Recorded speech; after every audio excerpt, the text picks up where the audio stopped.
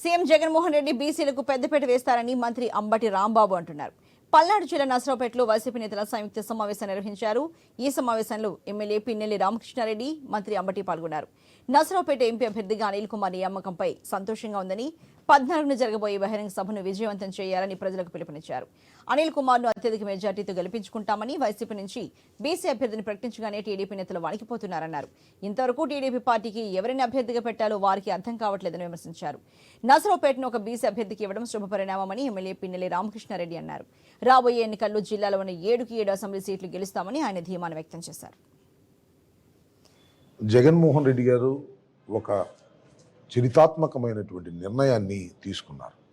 ఈ స్థాయిలో గెలిచినటువంటి నియోజకవర్గం ఇది. ఈ నియోజకవర్గాన్ని జగన్మోహన్ రెడ్డి గారు ఒక బీసీకి ఇవ్వాలి అనేటువంటి నిర్ణయం తీసుకున్నారు. ఈ నిర్ణయం చాలా గొప్ప నిర్ణయంగా మేము భావిస్తున్నాం. డాక్టర్ అనిల్ పార్టీ స్థాపించిన దగ్గర నుంచి పార్టీ కోసం కష్టపడినటువంటి ఒక సైనికుడు.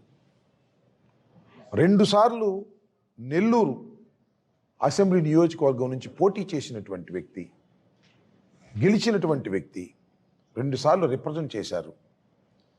యువకుడు. అలాంటి వ్యక్తిని సెలెక్ట్ చేయటం అనేది మా అందరికీ చాలా ఆనందాన్ని ఇచ్చినటువంటి అంశం.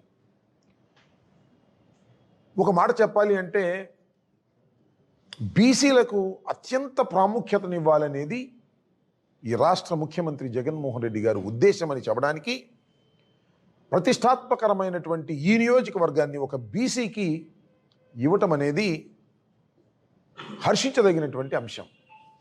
ఒక బీసీ అభ్యర్థిని వైఎస్ఆర్ పార్టీ తరఫున జగన్మోహన్ రెడ్డి గారు ఎంపీ అభ్యర్థిగా కూడా నిర్ణయించడం జరిగింది.